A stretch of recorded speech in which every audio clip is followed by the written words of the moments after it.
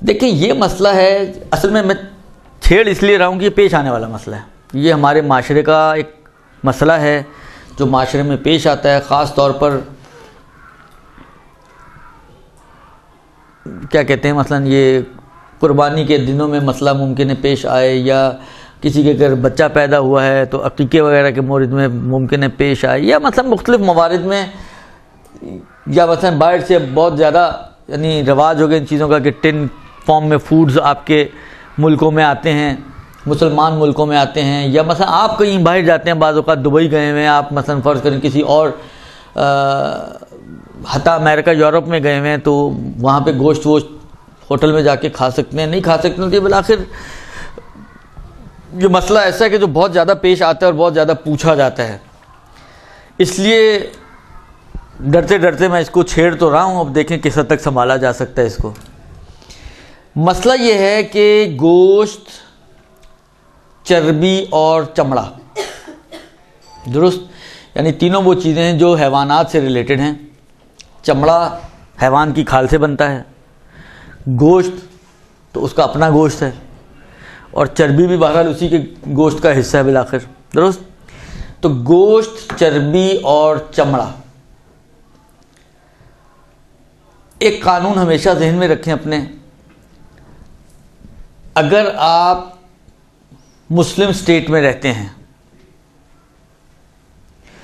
اور مسلم سٹیٹ کا معیار یہ ہے کہ جہاں کے رہائشی اکثریت مسلمانوں کی ہو، وہ مسلم سٹیٹ ہے، نام سے فرق نہیں پڑتا نام کیا لکھا ہوا ہے اس کا جھنڈے پر، درست۔ اہم یہ ہے کہ رہائشی اس کے کیسے ہیں، مسلمز یا نان مسلمز۔ اگر رہائشی مسلمز ہیں اکثریت تو یہ کہلائے گا مسلم سٹیٹ، جیسے مثلا آپ کا پاکستان ہے، نام کو تو کہہ ہی سکتے ہیں نا، کم سے کم مسئلے سیکھنے کے لیے تو مان ہی سکتے ہیں، باقی اور حرکتیں ان لوگوں کی نہ ہوں مسلمانوں والی وہ ایک الگ مسئلہ ہے۔ یہ جو مسلم سٹیٹ ہے، شریعت نے مسلمان کے بازار کو اہمیت دی ہے۔ بازار کو عربی زبان میں کہتے ہیں سوق، سین واو قاف دو نقطوں والا قاف، سوق، سوق المسلم، مسلمانوں کا بازار۔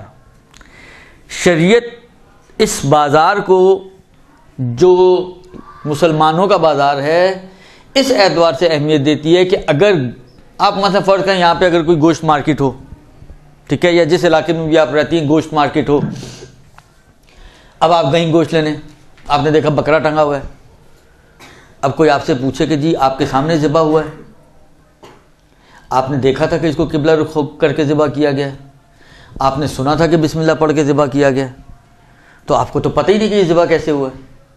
جب پتہ ہی نہیں ذبح کیسے ہوا ہے تو آپ کے لیے پاک حلال نہیں ہونا چاہیے، کیونکہ طے ہونا چاہیے کہ یہ شرعی طریقے سے ذبح ہوا ہے، یہ ثابت ہونا چاہیے آپ کے لیے۔ اب یہ ثبوت آپ کو کیسے ملے گا؟ مارکیٹ میں کھڑی ہیں گوشت کے درمیان، چاروں طرف گوشت بکرے لٹکے ہوئے ہیں، آپ حیران و پریشان کھڑی ہیں کہ کون سا لوں اور کون سا نہ لوں، کس سے اٹھاؤں اور کس سے نہ اٹھاؤں۔ کیوں؟ اس لیے کہ آپ کو تو کسی کا بھی نہیں پتا، سب آپ کے لیے ایک جیسے ہی ہیں، ان نون بکرے کہ ان کا ذبیحہ کیسے ہوا ہے۔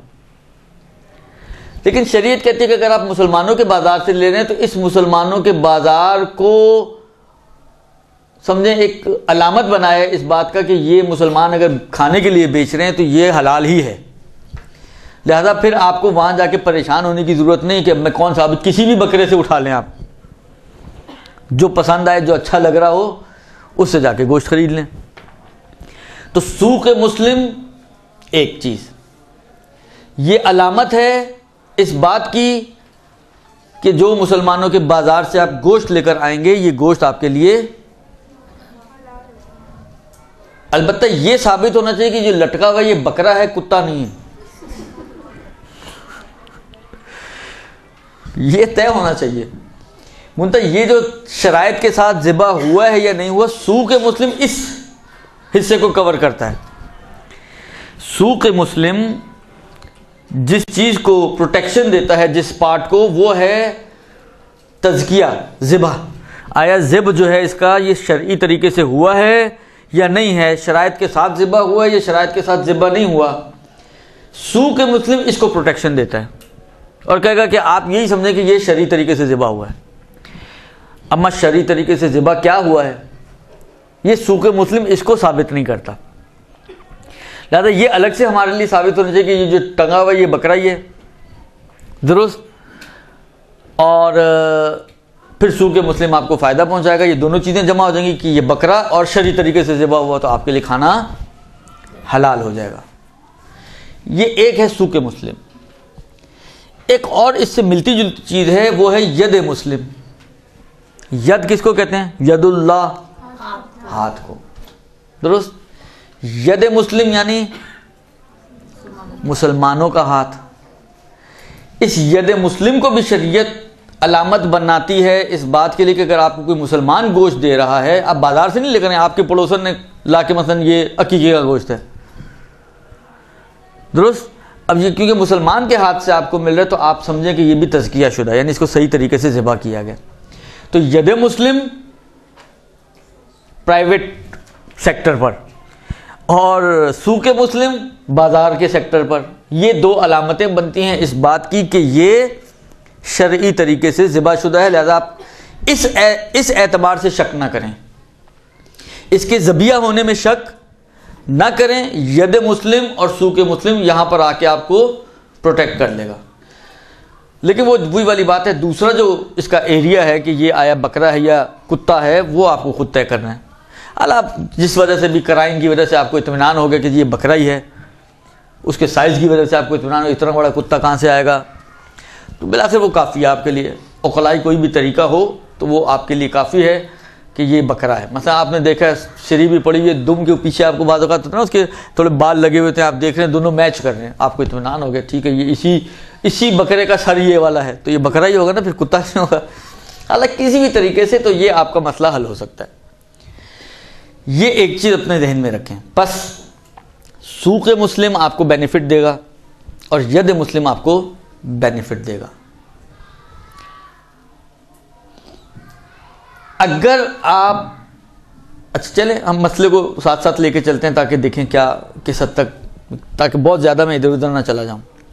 مسئلہ کیا ہے جناب؟ فرماتے ہیں مسئلہ یہ ہے کہ گوشت, چربی اور چمڑا کہ جس کے بارے میں یہ احتمال ہو کہ ایسے حیوان کا ہے کہ جس کو شریعت کے طریقے پر ذبح کیا گیا ہے, پاک ہے. یہ بھی حلالیت کی بات نہیں کہ انہوں نے کہ حلال بھی ہے, ابھی صرف پاک کی بات کہ پاک ہونے کے لیے احتمال کافی ہے. اب مجھے نہیں پتا کہ آپ لوگوں میں سے کس کی کتنی معلومات ہے, کچھ نئے چہرے نظر آ رہے ہیں, کچھ پرانے چہرے ہیں, ان کے اندر ایک مکس چارٹ میرے سامنے موجود ہے. تو اب مجھے نہیں معلوم کہ یہ احتمال و ظن و یقین اس کو آپ لوگ کتنا پہچانتے ہیں کہ یہ ہوتے کیا ہیں. ہے آپ لوگوں کے ذہنوں میں احتمال کسے کہتے ہیں؟ خوب جی, عرض خدمت یہ ہے کہ کسی بچے کو بخار ہو جائے, درست, کیسے پتہ چلتا ہے ہمیں بخار ہو گیا؟ گرم لگ رہا تھا, اب کتنا بخار ہے کیسے پتہ چلتا ہے؟ آپ تھرمامیٹر لگاتے ہیں تو تھرمامیٹر آپ کو بتا دیتا ہے اس کو جی 100 بخار ہے, 101 بخار ہے, 102 بخار ہے, یا لگ رہا ہے لیکن ہے کچھ نہیں, درست.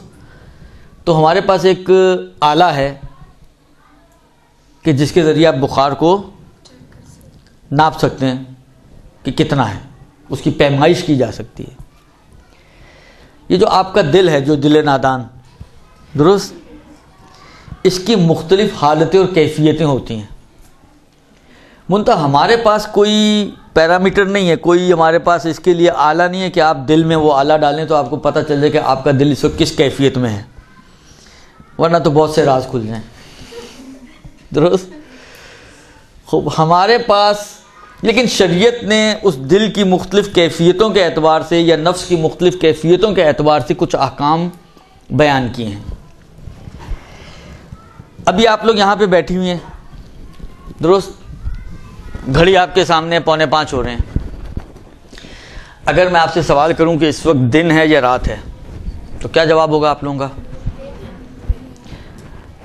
اب آپ کمرے میں بیٹھے ہو نا, آپ کو آسمان تو نظر نہیں آ رہا. میں آپ کو دلیلیں پیش کروں کہ نہیں جی اس وقت رات ہے, تو آپ مانیں گے میری بات؟ نہیں مانیں گے. کیوں نہیں مانیں گی؟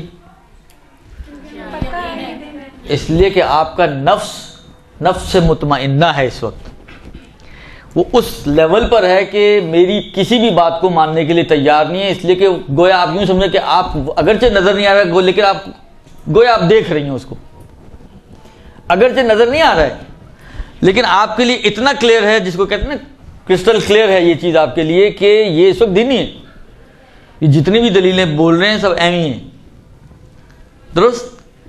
اس کو کہتے ہیں یقین، 100% شیورٹی کسی بھی چیز کے بارے میں۔ جب آپ کا نفس اتنا مطمئن ہو، اتنا قانع ہو، میں مطمئن کا لفظ ابھی خاص وجہ سے استعمال نہیں کر رہا ہوں، اتنا قانع ہو کہ اس کے اگینسٹ جو امکان دیا جا رہا ہے وہ اس کو ماننے کے لیے تیار ہی نہ ہو، تو اس کو کہتے ہیں یقین، درست؟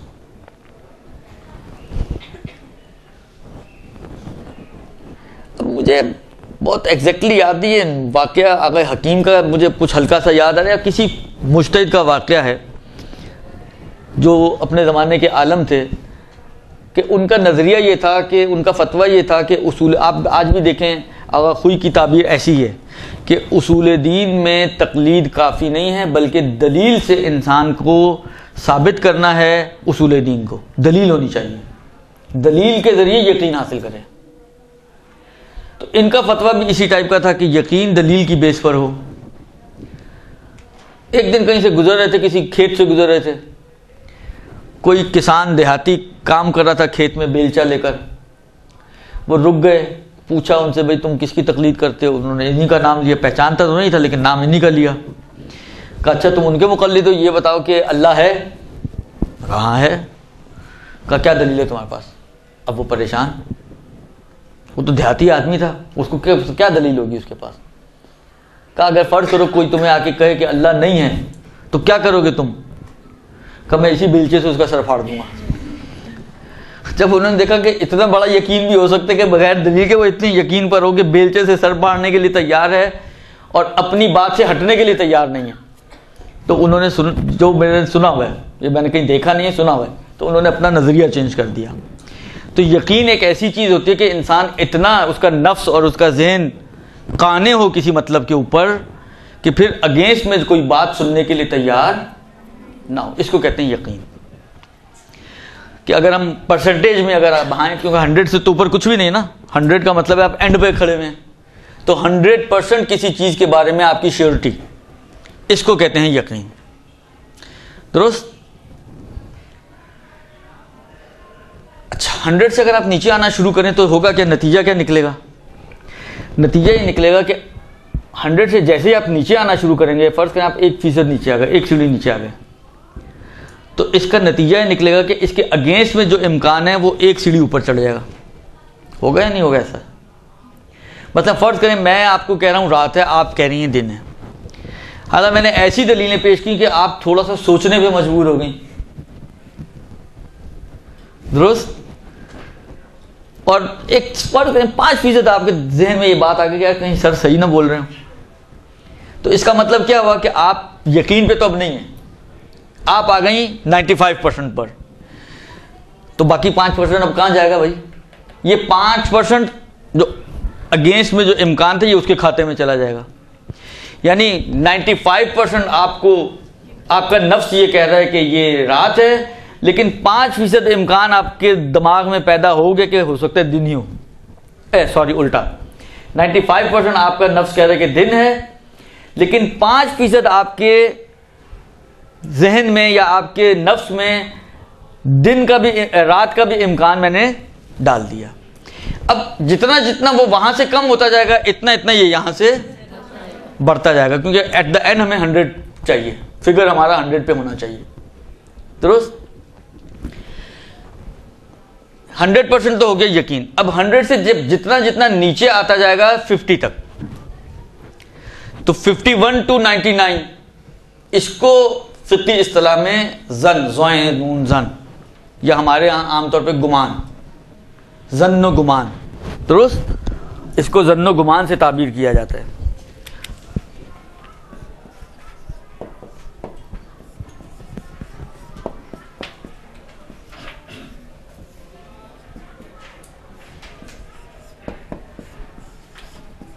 زن یا گمان. ٹھیک ہے, وہ فرض کریں آپ 80 پہ کھڑی ہوئی ہیں, 80% پہ. اگر یہاں پر 80% ہے تو یہاں کتنا ہوگا؟ دن 80% ہے. اگر آپ کا نفس کہہ رہا ہے کہ 80% تو رات کا امکان 20%. جتنا جتنا یہ نیچے آتا جائے گا اتنا اتنا وہ اوپر چلتا رہے گا.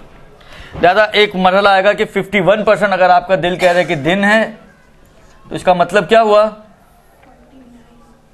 49% آپ کا دل کہہ رہا ہوگا کہ رات ہے.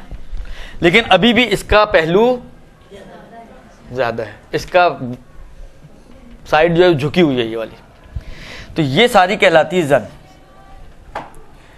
50-50 پہ اگر آپ آ جائیں اس کو کہتے ہیں شک.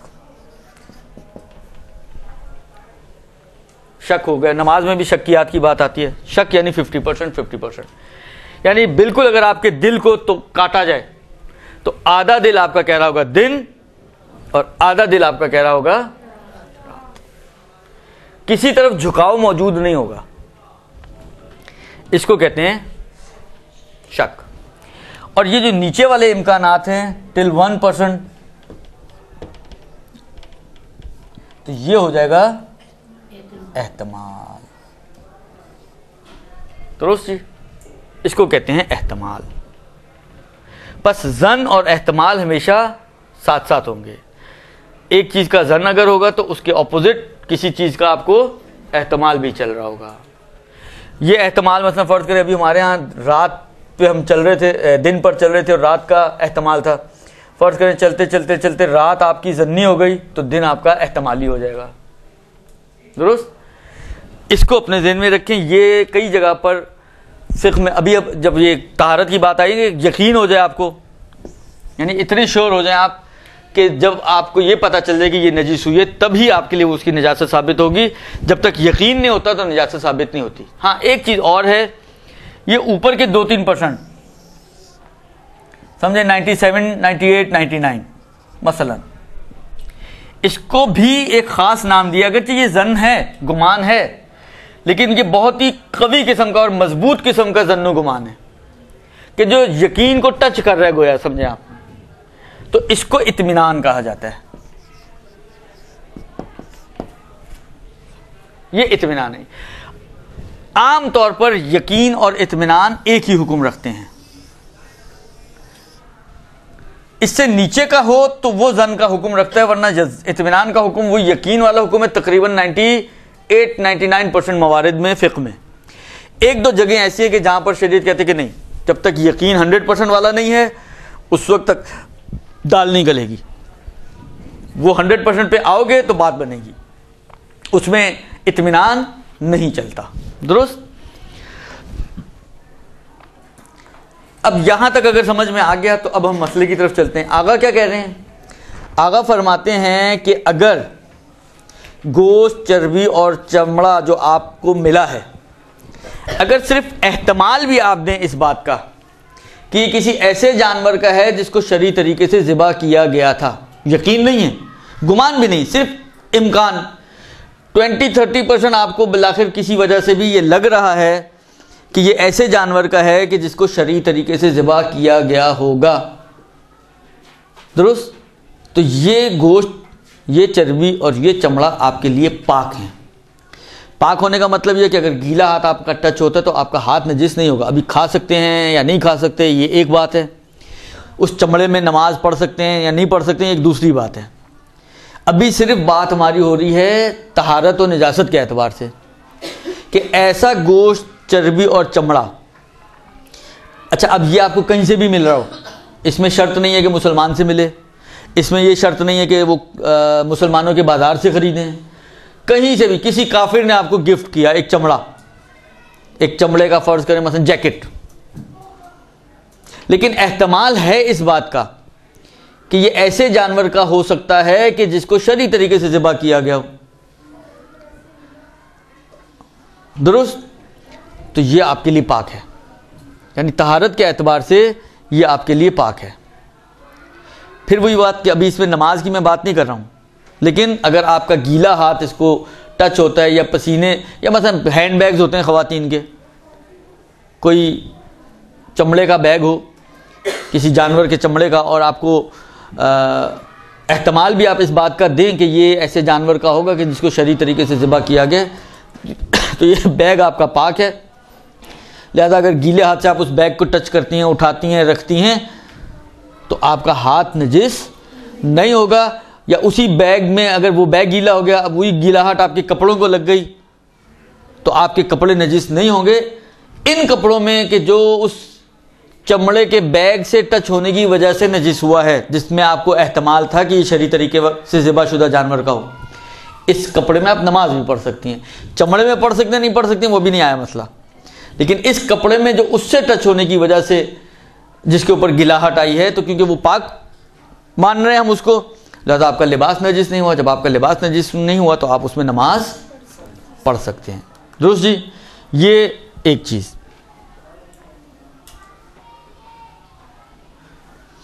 پھر فرماتے ہیں کہ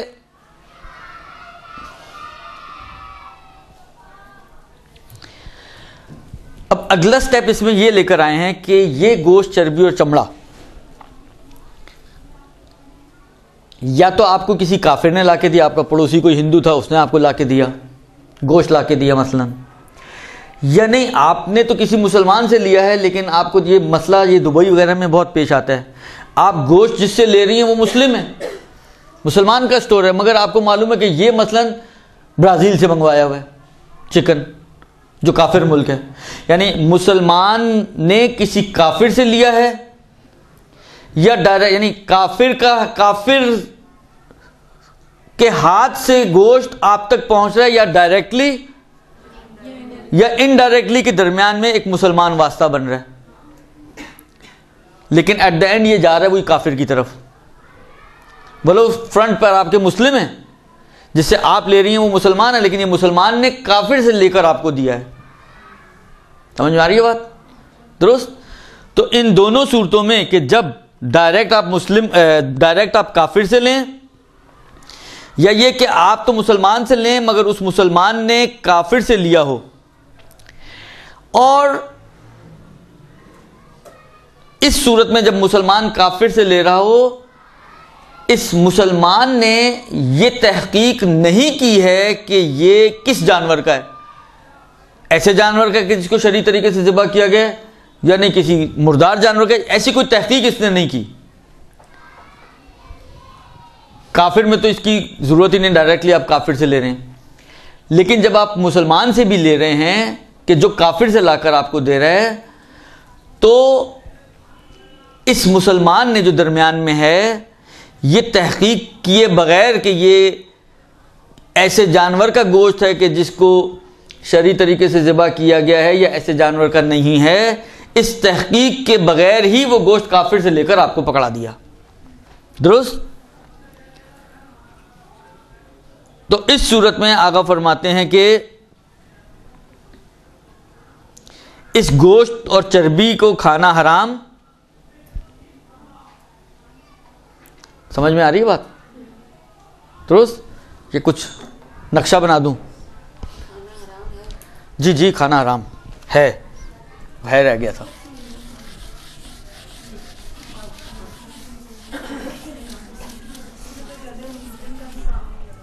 نہیں، کیونکہ یہ پیچھے کافر ہے اس کے، یہاں پہ ید مسلم بھی فائدہ نہیں پہنچائے گا. ابھی جو بتا رہا ہوں نا، ابھی اس پہ رہے ہیں، ابھی ادھر ادھر نہ چلائیں گے ہمارے آپ لوگ. کافر ڈائریکٹ لا کر دے، یہ مسئلہ کس کا ہے؟ گوشت، چربی، چمڑا، اس میں سے کوئی بھی چیز کافر نے ڈائریکٹ لا کر آپ کو دی ہے، یا آپ کو لا کے دینے والا مسلم ہے مگر اس مسلم نے کافر سے لیے اور پھر لا کر آپ کو دیے. ٹھیک ہے، بس آپ کے اور اس کافر کے درمیان واسطہ یہ مسلمان ہے. منتہا مسلمان اس نے تحقیق کیے بغیر یہ گوشت لا کے دیا آپ کو. تحقیق کس چیز کی کرے؟ تحقیق یہ کرے کہ یہ آیا شرعی طریقے سے ذبح ہونے والے جانور کا ہے یا شرعی طریقے سے ذبح نہ ہونے والے جانور کا ہے. یہ معلومات کیے بغیر آنکھیں بند کی، گوشت اٹھایا، اس سے لا کے آپ کے حوالے کر دیا. تو آقا فرماتے ہیں کہ گوشت اور چربی کھانا حرام ہے، یعنی ایسے گوشت اور چربی کو آپ نہیں کھا سکتے. لہذا فرض کریں اگر ابھی ہم سوق مسلم کی طرف بھی نہیں جا رہے ہیں، مطلب فرض کریں آپ کے محلے میں کوئی ایک دکان ہے جو باہر کے ملک سے گوشت منگوا کے امپورٹ کر رہا ہے گوشت اور لا کے آپ کو دے رہے ہیں، اور جس ملک سے امپورٹ کر رہا ہے وہ کافر ملک ہے. اور تو پاکستان ہے ماشاءاللہ، یہاں تو کتے کا گوشت ملتا ہے، یہاں پہ سور کا گوشت بکتا ہے، گدھے کا گوشت یہاں بکتا ہے ماشاءاللہ، چوہوں کا قیمہ یہاں بکتا ہے، درست. تو یہاں تو کوئی پوچھنے والا ہی نہیں ہے. لہذا اس مسلمان کے بارے میں آپ اس کے بغیر تحقیق کیے، اٹھایا وہاں سے منگوایا، اب کس چیز کا گوشت ہے کیا نہیں، لا کے آپ مارکیٹ میں فلوٹ کر دیا. اب آپ اس کی دکان پہ گئیں، آپ کو معلوم ہے لے تو مسلمان سے رہی ہیں، لیکن یہ مسلمان کافر سے لے کر آئے ہیں. ہاں اگر یہی نہ پتا ہو وہ کہاں سے لایا ہے، کافر سے لایا نہیں لایا، کچھ پتہ نہیں ہے تو چل جائے گا. لیکن فرض یہاں پر یہ ہے کہ یہ آپ کو معلوم ہے کہ اس نے کافر سے لا کے دیا ہے اور تحقیق وغیرہ بھی کچھ نہیں کی ہے، تو ایسی صورت میں اس گوشت اور اس چربی کو کھانا حرام. البتہ اس چمڑے میں نماز ہو سکتی ہے، یہ آغا سیستانی کا ایک نظریہ ہے. البتہ آغا خوئی وغیرہ اس کو نہیں مانتے تھے، لیکن آغا سیستانی کہتے ہیں کہ گوشت اور چربی نہیں کھا سکتا، لیکن چمڑے میں نماز پڑھی جا سکتی ہے. درست جی، یہاں تک کلیئر ہوگی بات. اب تیسرا سٹیپ یہ ہے کہ اگر مسلمانوں کے بازار سے گوشت لے، گوشت چربی یا چمڑا، درست، یا ایسے مسلمان سے لے کہ جس کے بارے میں معلوم ہی نہ ہو کہ اس نے کسی کافر سے لیا ہے یا نہیں، یا ایسے مسلمان سے لے کہ جس کے بارے میں آپ احتمال دیتی ہوں. اب دیکھیں یہ ایک مرحلہ تھوڑا سا ٹیڑھا ہے، سخت ہے.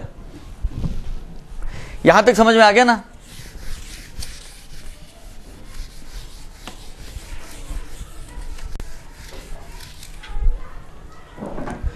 اب یہی گوشت چربی اور چمڑا آپ نے لیا ہے مسلمانوں سے، مسلمان کے بازار سے،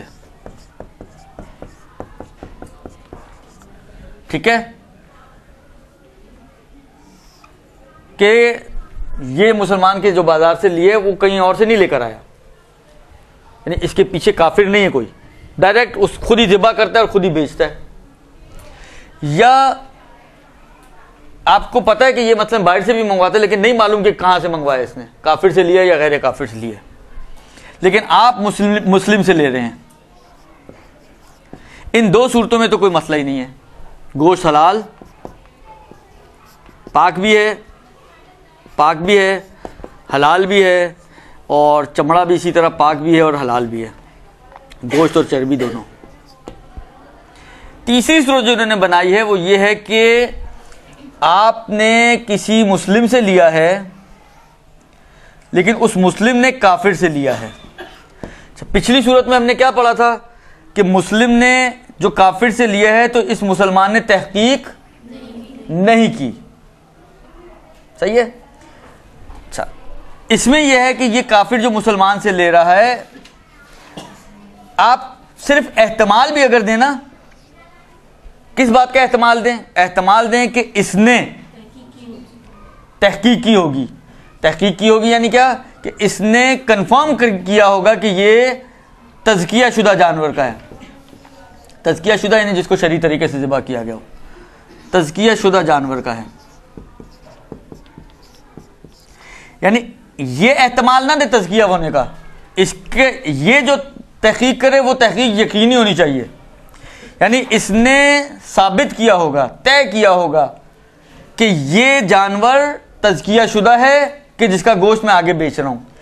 لیکن آپ کو جو چیز چاہیے وہ یہ کہ یہ جو اس نے طے کیا ہوگا اس کے بارے میں کم سے کم آپ احتمال تو دیں اس مسلم کے لیے. جس مسلمان سے آپ خریدے، آپ کو پتہ ہے، دیکھیں بعض اوقات ہوتا ہے آپ کو پتہ ہے کہ اس کو میں جانتا ہوں، اتنا لاؤبالی انسان ہے، اس کو یہ بھی ہوش نہیں ہوتی کہ خود کیا کھا رہا ہے تو دوسرے کے کھانے کی کیا فکر کرے گا. آپ احتمال ہی نہیں دیتی ہے کہ اس نے کچھ تحقیقات کی ہوں گی. لیکن ایک مرتبہ یہ ہوتا ہے کہ نہیں، آپ لمبی داڑھی ٹوپی پہنی ہوئی ہے، ٹخنے سے اوپر شلوار ہے، ہاتھ میں تسبیح ہے، تو کم سے کم انسان احتمال تو دے سکتا ہے کہ یہ معلومات کرنے کے بعد دے رہا ہوگا. تو یہ احتمال اگر دیا جائے اس مسلمان کے بارے میں کہ جو کافر سے لے کے آپ کو بیچ رہا ہے، یہی ایک چیز ہے جو دبئی وغیرہ کے لوگوں کی مشکل کو حل کرتی ہے، کیونکہ وہاں پہ برازیلین چکن بہت زیادہ ہے، آتا ہے باہر کے ملکوں سے. لیکن اگر یہ احتمال نہ ہو کہ ہم تو مسلمان سے لے رہے ہیں مثلا، اگر احتمال ہی نہ ہو کہ اس نے تحقیق کی ہوگی تو کہانی ختم ہو گئی. لیکن اگر اتنا بھی احتمال، اچھا وہاں پر یہ احتمال بن بھی جاتے ہیں، اس کی وجہ کیا ہے؟ ملکی قوانین. وہاں کی وجہ یہ ہے کہ پاکستان میں نہیں بن سکتا، یعنی بالآخر یہ کہنا بھی مشکل ہے اس لیے کہ کوئی قانون نہیں ہے، ہمارا ایک ہی قانون ہے کہ کوئی قانون نہیں ہے. لیکن وہاں کی مشکل یہ ہے کہ ان کی قوانین سخت ہیں ان چیزوں میں، خاص طور پر سنی حضرات بعض چیزوں میں ہم شیعوں سے زیادہ اسٹرکٹ ہیں، لہذا وہ ان چیزوں پر زیادہ اہمیت دیتے ہیں.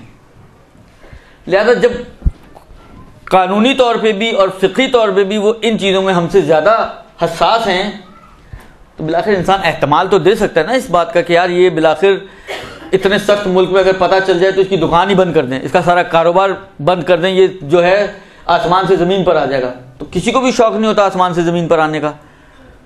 وہاں پر 1000 درہم کے چالان کے پیچھے لوگ قانون پسند ہو جاتے ہیں، تو جہاں پر اس کا پورا کاروبار ہی ختم ہو رہا ہوگا تو وہاں تو وہ زیادہ احتیاط کرے گا.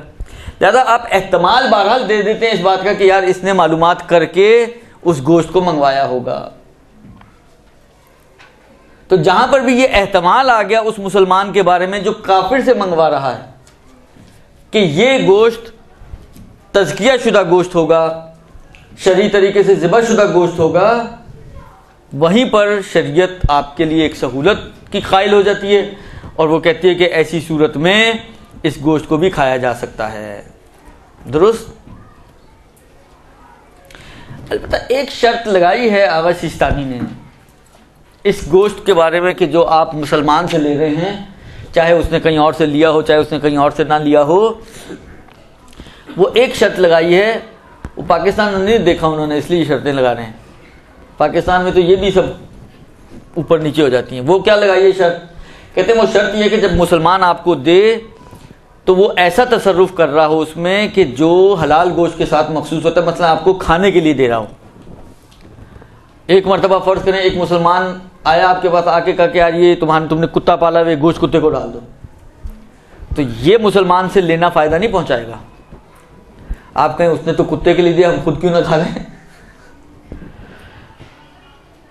یہاں پر فائدہ نہیں پہنچائے گا. اگر وہ کھانے کے لیے آپ کو کھانے کے لیے دے ایک مسلمان، تو پھر وہ آپ کو بینیفٹ دے گا کہ تزکیہ اس کا خود بخود آپ ید مسلم کی وجہ سے یا سوق مسلم کی وجہ سے اس کے تزکیے کو ثابت کر سکتے ہیں. لیکن اگر وہ کھانے کے لیے دے ہی نہیں رہا آپ کو دے ہی رہا کہ مثلا یہ گوشت لو چیلوں کو ڈال دو، یہ گوشت لو کتے کو ڈال دو، اس قسم کے تصرفات کے لیے دے رہا ہے کہ جو حلال گوشت کے ساتھ مخصوص نہیں ہے. بھئی کتوں کو ڈالنے کے لیے کوئی تزکیہ شدہ جانور ہونا تو ضروری نہیں ہے نا. ایک مردار کا گوشت اٹھا کے آپ نے کتے کو کھلا دیا تو کون سا آسمان ٹوٹے گا؟ کچھ بھی نہیں ہوگا. کتے کا بھلا ہو جائے گا، آپ کا کچھ نہیں جائے گا. تو یہ مخصوص نہیں ہے حلال گوشت کے ساتھ. لیکن آپ کو جو کھانے کے لیے دے رہا ہے ایک مسلمان، تو آپ کا کھانا مخصوص ہے حلال گوشت کے ساتھ، لہذا پھر آپ کو یہ بینیفٹس جو ید مسلم وغیرہ کے ہیں مل جائیں گے. برحمتك يا أرحم الراحمين وصلى الله على محمد وآله الطاهرين.